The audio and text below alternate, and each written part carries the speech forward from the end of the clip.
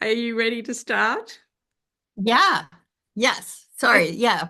Ugh. You You'll, look you look perfect, MJ. You look just like MJ. Go with it. Own it, I lady. have the socks. I'm still doing the heel of one, but I can show how it looks when you Yes. block it and when you don't. Yes, yeah. Oh, Good work. okay. So we'll start now. Okay. Okay. All right. I'll try to sit up Feeling straight. Yeah. Try not to slouch. Um, welcome. It's Sarah here again from Bomb Jams, and I would like to particularly welcome. Well, we call her MJ. Her name's Mary Jane Mucklestone. Probably very familiar with MJ. She's been around doing a lot of fair isle color work, knitting the most beautiful work. And I've had the privilege of doing a class with MJ when she came to Australia about 7 years ago to Sydney. And then MJ came to visit Australia last year and went around Australia. And also, I had the privilege of having MJ here in my studio to share with my community. And it was just a wonderful, wonderful weekend on so many levels. And I had the best time with MJ. I took her to show her animals, and I couldn't get away from the kangaroos. And I took her to a particular little township that's close by to get a very particular ink that she wanted. And Yes. Of my she made ink. me buy some. And ever since then, Well, I mean, I persuaded you that you would love it, oh, it was and the you did. best. It's so much fun. And so, of course, I wrote hashtag MJ's fault. And I use it as MJ does with hers. I use it to sign my little notes for bomb jams. And I think it's a really nice little ritual to have because it makes me slow down and I just anyway, we are here to talk about the monthly sock club. And MJ kindly agreed to join the club with amongst everything else that she does. She has joined us and she is the this month's club, which is May. And she has produced the most beautiful pattern. When she first sent me a little teaser, I just was smitten with it. It was so MJ as well. And it's just beautiful. And we'll share it with you shortly. So welcome, MJ. Thank you so much for putting some time for us to be able to do the video. Because in the States, it's Mother's Day. And of course, here in Australia, it's Monday morning. So we've done well to work out a time. And thank you. You're And you've had welcome. a lovely day too, which is nice. Yeah, it was very nice. And like I said, I think I'm sunburned, but that's okay. Yeah. And you've now got two grandchildren, isn't it? Yes, yes, I have Otis, who's nearly 5. He'll be 5 next m month, and Hugo, who's just, Love that I name. guess he's going on a year. He'll be a year at the end No of July. way. I know, it's crazy how fast it goes, I right? would have said a couple of months. Wow. Yeah, he's quite chill. He's a very chill child, which is Oh, fab. And Otis has a Tasmanian devil because when MJ was here, we got a Tasmanian. yes, he does. Yes. And then at the airport, I got a little one. So there's the brothers. So there are brother Tasmanian devils. So I got a littler one for Hugo. Oh, But, oh, but yeah, yours is the most desired one because it's course. bigger and Of course. therefore Yeah, better. yeah. Thank you so much again for joining us. And I knew it was a big ask, and you jumped at it, and I really, really appreciate that. You've been Well, I and mean, soul. yeah, it's my pleasure. And I hope people like the socks. Oh, they 'Cause love it. And I've already had quite a few comments. People have messaged me privately to say they love this color. And in fact, family members are even fighting over for the socks for that month. I've had quite a few, which is really interesting. And they're saying, Go, Sarah, you've done amazing. I'm like, No, no, no. MJ should get the privilege of this. She's the one who totally chose the color scheme. So that you took a lot of extra work off me, made it easier for me.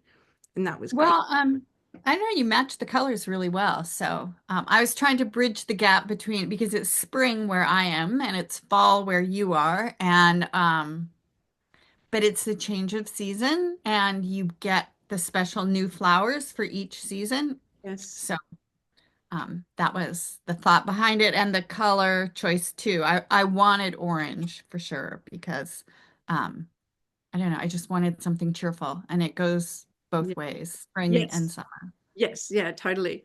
And it's really And interesting with spring orange. I've had a few fall. people. the last 2 years, people have been asking me to bring some orange in, which I have bought an orange color I had probably about 7 years ago back in, and that's been loved. And I had another designer ask me to do a superwash orange, which I think is absolutely gorgeous. And it's interesting, orange is not being picked up as fast, and maybe it's a little bit early, but I think it's coming in. I think it's going to start creeping in more and more. And I'm just, we like to do things early here, don't we? Yeah, and it's a cheerful color. And the good thing about the socks is because if you don't think you look good in it, put it on your feet. You Yes. know, you'll get a happy little jolt. Yes. And some people have to go to work, and, an environment where they're with other people, where they have to wear certain clothes, you can always have some colorful socks and no one's going to know about it. Nice little No heart. one will know. Yeah. Just a little peek on the top of your boots sometimes if you're crossing your legs. So tell us a little bit about yourself. Well, like I said, I grew up in Seattle and I traveled a lot as a kid. So, because my parents were interested in traveling and my dad had meetings all over the place, and so we'd be brought along. Yeah. Um, so I guess I was exposed to different cultures, even within the United States, how varied it is here. And every place I would go, my souvenir would be a textile thing.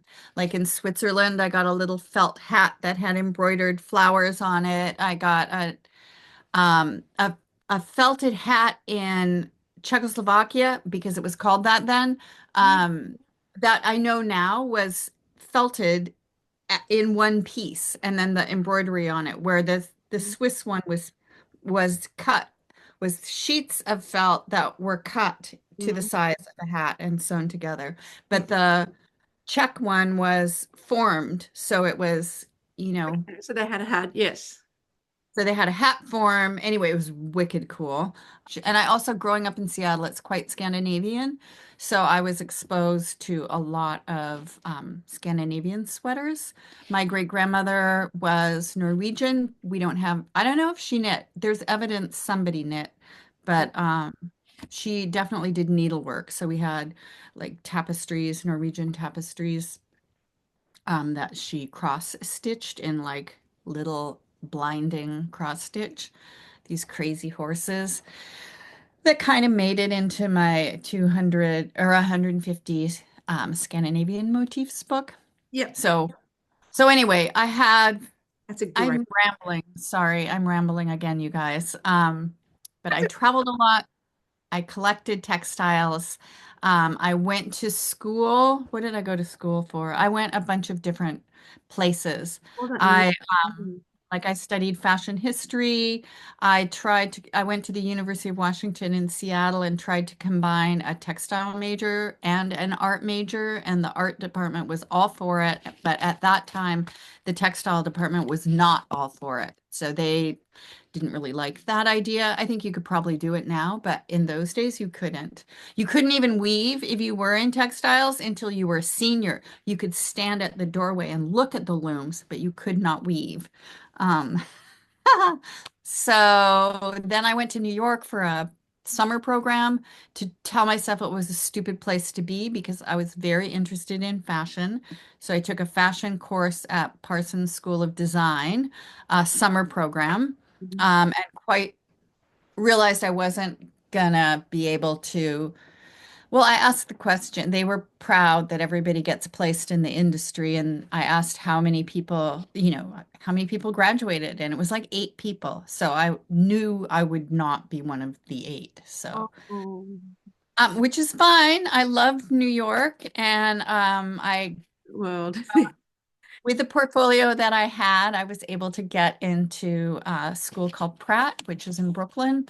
And I built up my portfolio so I could be accepted to the art part of it. I was in fashion merchandising, so for Like six that months. now. Yeah. But I mean, all of it plays in, right? Like I go to shops all the Absolutely. time. Well, So, just with your garment work and just understanding, fitting bodies and all that sort of stuff. Gosh. Well And so done. then I became a printmaking major, which is also quite like knitting in that it's process oriented. So Yes. you do there is the process between you and the finished Yes. good, And the which is layers and layers of it, understanding color and how color works together too, and all that. and yeah, the Oh, interaction of color, which is huge. Yeah, my art yes. school Which is really key. education served me quite well. So, and then I ended up mainly working in the fashion industry anyway as an artist, like painting silk for Oscar de la Renta, which was seasonal. And my friends were ambitious, and one was a big art director. So I worked on television commercials with her, help man in product development kind of things. And anyway, Wow. many things. Yeah, yeah. Well, They that's all contribute to what I ended up doing. I mean, if you ever wrote up your CV, I mean, it just would be just amazing. Like the multi-skill of all the stuff that you've done to get where you are now. It's fabulous. And also the amount of Shetland, like I said to you before when you were here, the amount of information you have about Shetland that you can share with us was phenomenal. Just in the 2 days here that you shared, it was just phenomenal. Yeah, so well done for what you do because I don't know how many people that's not easy. I can imagine too doing all that too. Just moving and the expense of living and all the study and everything. So yeah. And you've had Yeah. children. No, right? You just are making it up. And So we'll yeah. go to the monthly sock club. Um, the I chose the base for you because of all the bases that we had. I only had one non-super wash, and when you said I will be delighted to join, I mean, you said, well, MJ has to have that one. No one else is going to have that one because I know how much you prefer non-super wash. And it's the Coachella base, which is an Australian superfine, Australian merino. They also um, they also class it as SRS. So that's to do with how the sheep have got less rolling skin to make it more efficient with the and less issues with the fleece. There's all the other stuff, and there's non-mulesing as well with their sheep. Then they've gone into a lot of trouble to set up a business and do what they're doing, and I'd like to support them. So yeah, we use their sock base, and I found it really lovely to work with. And did you find it really nice to work with? I mean, you've met a leaf. Oh, beautiful. And it really blooms after you block it. Yes. So don't fret if you're knitting and things look wonky. Yeah. I mean, you have to be careful. You know, you don't want too tight stitches, Yes. but it will look a little ridgy. Can I show it yet, or am I not allowed to show? I wasn't sure. So here's one that's blocked, and Yeah. it's nice and smooth and beautiful. It gets kind of a halo over the top. Loft. And Yeah. then here's one. See, look at me. I didn't finish the heel. Um, busted. And I don't know if you can see it in the camera, but see how it looks kind of ridgy? Especially in these, there's verticals that go Ah, yes. down, That's it. you More know, of it. all the way down those verticals. Yeah. But that will not, you won't see it once you block it. So blocking is really important. Oh, I was gonna get, I just cut out cardboard shaped like socks, like Mm-hmm. a sock blocker that you would see in a store. And I Mm-hmm. just cut them out of cardboard and dry them on that. Yeah. And I make sure I make it small at the ribbing because you want that to be small. So I Yeah. kind of make So it's just custom sock blockers for each, for myself, for my size. And yeah. then if I were doing like the kids, I'd make littler ones. Yes. Yeah. Yeah. And then I hoard them and use them over. So I can, you should that's take what the a photo of pros yourself. do. You can do that. Um, I'm just having a look at the thing. Ah, so tell me, how did you come about designing these socks? What inspired you? What I know the flowers, we had a big chat once you designed it, but what ultimately made you, or is that something that sifted in the back of your head for a while? Oh yeah, well I love this motif. In fact was trying to see if it's in this book. It must be. I think it must be in here. Um, Ah, yeah, yeah. I didn't, and I have this my things down there, but well, it's really, really a common Yeah. motif all over the world, really. Like you'll see it in mosaic floors. It's like everywhere. Yes. Yeah, yeah. Then, oh, I actually do have it. And then there's one. I was going to show you the whole swatch, but there's one Oh, it is. here. Yeah. Well, it's almost this one. It's, Yes. yeah, it's cut out a little bit, but you can see if you cut out these little pieces in Yeah, here, it yeah. would be the same motif. Yeah. Yeah. So it's all a grid, right? So I always wanted to do this pattern. It's a really simple pattern. You wanted, for No. some reason, I thought we needed three colors. I don't know, which I ended up loving to alternate them. Yeah. So it's, you'll see this pattern. Oh, it's on like Latvian mittens, Ah, yes, Estonian mittens, yes, yes. probably Yeah. socks. Yeah. Where the people in Peru, you see this. In fact, there's a village that does it little bigger though. So it's the same motif, but you can make Yeah. it bigger. And they do it blue and white in stripes. Isn't it So, interesting how certain motifs are all over the world? I mean, well, because it's everybody comes up with the same ideas because yes, it's a yeah. grid. And So this is before the because internet. are a Yeah, yeah, grid. yeah, yeah. Well, I'm talking way before the internet. I'm talking when Yeah. people are just I just find that making. fascinating. Yeah. Yeah. People did move around the world, but much slower. But motifs and images and yeah. But also, I mean, it's just the math grid, I think, Mm, mm, just mm, how mm. textiles is set up, how weaving is a grid. Like a lot of motifs are direct. You can look at a weaving draft, Mhm, your little map of how to make your weaving, mm. and some of these patterns are exactly the same. They're Yeah, weaving drafts that knit. I love So, that. That yeah, is I do. really cool. Yeah. So that's I mean that's why we use the non-superwash base. So when you did knit up those, it flattens out, but also becomes like a one fabric. And that's what's beautiful about non-superwash. It does, and Yeah. that's what's so good for so good for color work and ferrule work and things like that. Because it just does and it's requires hand washing, but really it's not such a big deal. I do it in the shower. I do my socks in the shower and hang them up over thing and leave them to dry. So it's not a big deal to hand wash socks. Yeah, I'll make sure I cover everything. We've talked about that. We talked about that. Yay, we're doing brilliantly. Um, wow, we covered everything really well. Did I'm so fast. It's because I blab. It's all right. It's totally fine.